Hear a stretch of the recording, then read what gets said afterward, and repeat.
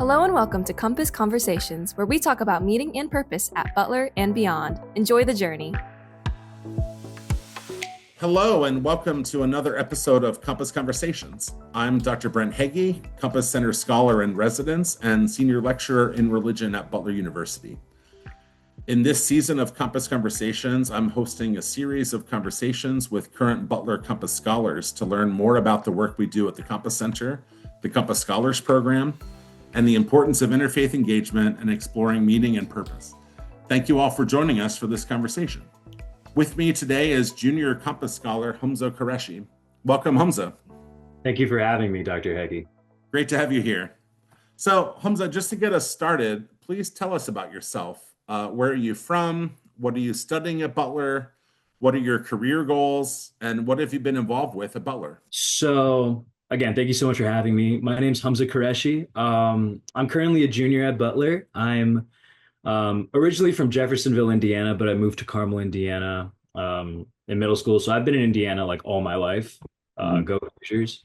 I'm majoring in healthcare and business on the pre-med track. And I hope one day I'll be a doctor. So my goal is to be a physician, but I'm more interested in like healthcare leadership rather than like the more clinical aspect of it. So I hope to serve on like healthcare boards and like, the more business side of it. I'm co-president of Timmy Global Health here on campus. So it's a registered 501c charity. They have like chapters throughout the country. I mean, this is like, I think the third Indiana university, like chapter, like there's one at IU, USI.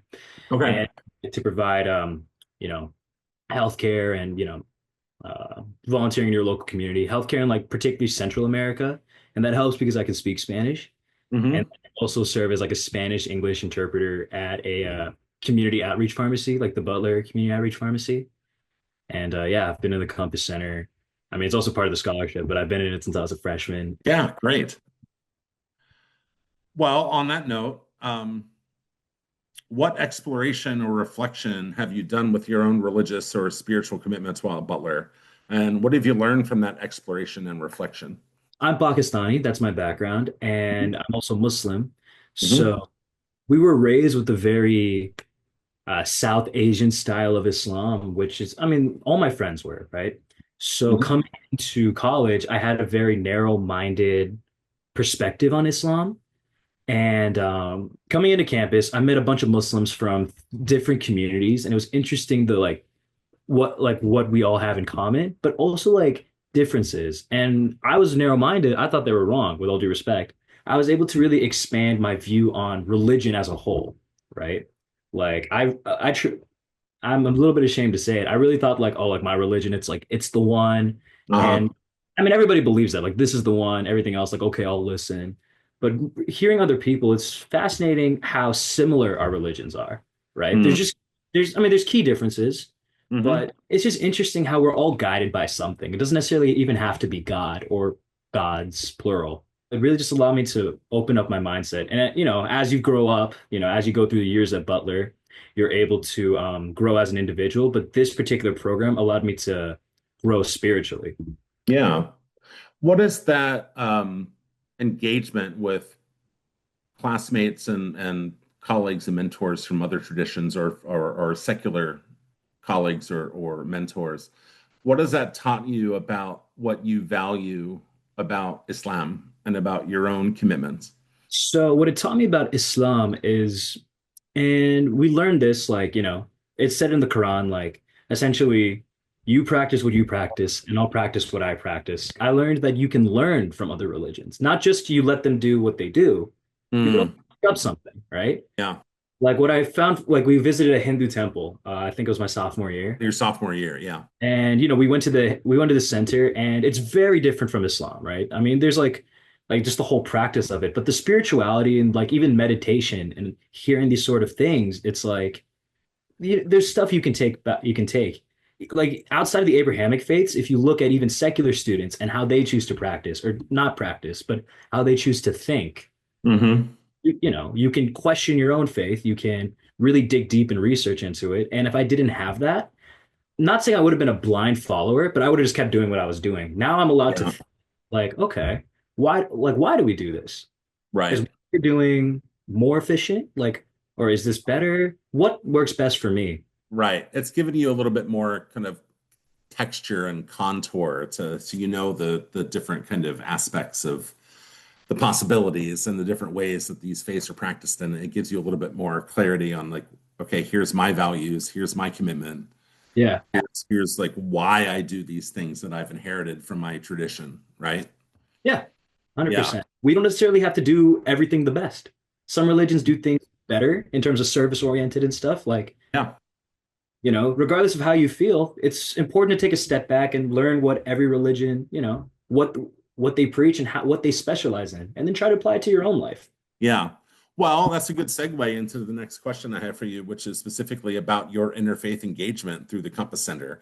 What have you learned from that, and what should students embrace in those opportunities for interfaith engagement? And I know, and maybe we can talk about this Yeah. too. We really were moved by the service opportunities that we had through the Sharing Place. Oh Uh, yeah. so that interfaith engagement, that service work, why should Butler students care about those opportunities for interfaith engagement and service? The biggest thing that I've learned is that interfaith engagement, it's not just like debating or like trying to win someone over. And it's not Right. even like, I mean, I'm not saying I came in to convert anyone and people came in to convert me. Like, obviously, that's not the point of it. I'm just saying, like I said previously, you learn and not just educating, you learn what you could take, what aligns best with you. It's about genuine understanding and just building relationships. And it's like I said before, whether you're religious in any faith or you're secular and like spiritual, hearing how others find meaning in their lives, it opens your mind like in a way that none of our lectures could. Hmm. So for me, like it taught me how to find common ground without losing sight of my own beliefs. Right. And just in general, students should like embrace more interfaith engagement because it builds a more empathetic mindset. It develops more of a critical thinking component and Hmm. prepares you to be a better leader in anything you choose to do, right? Like for me, like healthcare leadership, it's important to learn. It's really rewarding to be there to help someone. You're not condescending, right? It's not just some holier than thou approach. Like Right. the sharing place is a food pantry, right? You're Yeah. helping people that really need, that really need food and that struggle with food security. So I just think there's nothing more rewarding. And I think that can transcend religion. Like it transcended religion. I didn't like no It one looked wasn't really about that. Yeah. exactly. It was That's just there to helping be. people that needed it. And I never got that in any other program here at Butler. So I found that even if you're not religious, just you get an opportunity to directly help people at the Yeah. center. Well, I mean, I think what you said was so helpful that there's sometimes a misunderstanding that interfaith engagement means we abandon our own commitments or our values, and that's not what it is, right? We maybe open them to question, right? We open them to exploration, and we engage with other people in these kind of conversations. But it doesn't mean that we're just giving up on our own commitments. We can strengthen our commitments by Mhm. learning more deeply about others. Exactly that. Yeah, but you've experienced that through the Compass Center, and yeah, so I appreciate you bringing that up. Yeah. Um, Hamza, what's something that you want prospective Butler students to know about the Compass Center or the Scholars Program or anything else related to meaning, purpose, spiritual life, and interfaith engagement at Butler? Like, what's the message you can give to students who are thinking about Butler? I would tell prospective students that it isn't really about religion. It's like, because what is religion at the end of the day? It's like the science of finding the purpose of life, right? Or the science of finding meaning in day-to-day life. Hmm.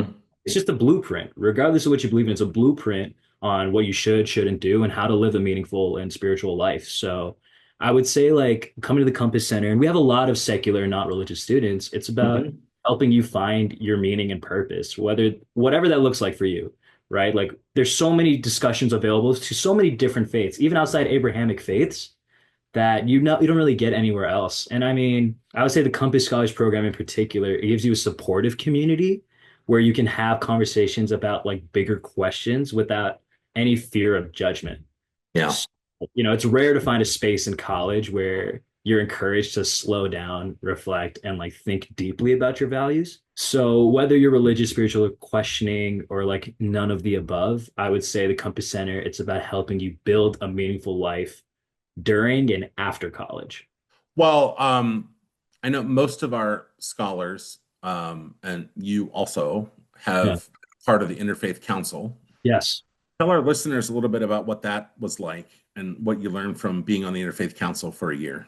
As I mentioned before with the Compass Center, like growing and shaping shaping your own individual perspective, finding meaning and learning about different faiths and what they could apply, what they bring to you, what you can bring to them. I honestly mainly got that through the Interfaith Council like environment. And then I was able to bring that perspective to future like Compass Center meetings. So if I Mhm. didn't go to the Interfaith Council, everything else I've been saying, I wouldn't I wouldn't really have had, Mm. or I would have gotten it a lot later in the program. And with the Interfaith Council, it's not just Compass Centers. You have students that aren't even involved in the Compass Center that show up. Right. So you have an even broader perspective. It's not just us meeting again, it's us. And then you meet even more people. Yeah. And particularly, we met a lot more secular people. So that's what opened my mind more to like non-religious people and spiritual people and realizing that they also have a space in these forums, right? Mhm. You're not excluded. So I gained that all from the Interfaith Council. I couldn't recommend it more. Yeah. Hamza, what's one piece of wisdom or advice you wish you could go back to tell yourself before you arrived at Butler? Don't be afraid to step outside of your comfort zone. Like Mm. it's easy to stick to what's familiar when you first get to campus. Like if you're Muslim, MSA, all I need, or Jewish, Hillel, or any denomination of Christian, there's like a multitude at Butler. Right. But I feel like the best growth spiritually and the best growth individually, right? Just like as you as a person happens when you stretch yourself, like trying a new leadership role, engaging in interfaith dialogue, or even just learning about other faiths if you're not religious. I mean, just trust that you can stay true to who you are and still be open to new experiences. Like it's Yeah. not to pollute you, it's not a waste of time. It's gonna pay off in the long run. Like I've been doing it for 3 years, and it's a culmination of 3 years of just these small interactions that allowed me to open my mind a lot that I wouldn't have had if I didn't like give it a shot. Yeah. No, that's great. Yeah, I love that. Um, Last question for you. Is there anything else you'd like to share with our listeners before we sign off? So wherever you're at, like religiously, academically, personally, like first of all, everybody's immature your first year, so like don't worry. Everybody cringes at themselves your first year. Just try to have a good time. Everybody's on the same page. Yeah, we were all dumb, but like you don't have to have everything figured out right away. Like that's the whole point of college, right? It's not just a stepping stone. It's that, but it's also about exploration, Mhm. growth, and building the foundation for the life that you want to lead outside of religion, just in general. That's the point of college. But Mhm. the Compass Center in particular and the Butler community are here to like support you every step of the way. So like yeah, just try to keep an open mind and like don't be afraid to reach out for guidance when you need it, not just religiously, but anywhere. That's great advice. Yeah, absolutely. Hamza, thank you so much for joining me for this conversation Thank about the you. good work we do together at Butler's Compass Center. And good luck with the end of the semester and with your MCATs this summer. I need it. So thank you. You'll Thank do you. fine. I appreciate it. Thanks too to our listeners for joining us for this conversation. Please like and subscribe and share this podcast, and please add your comments below. Be well, y'all.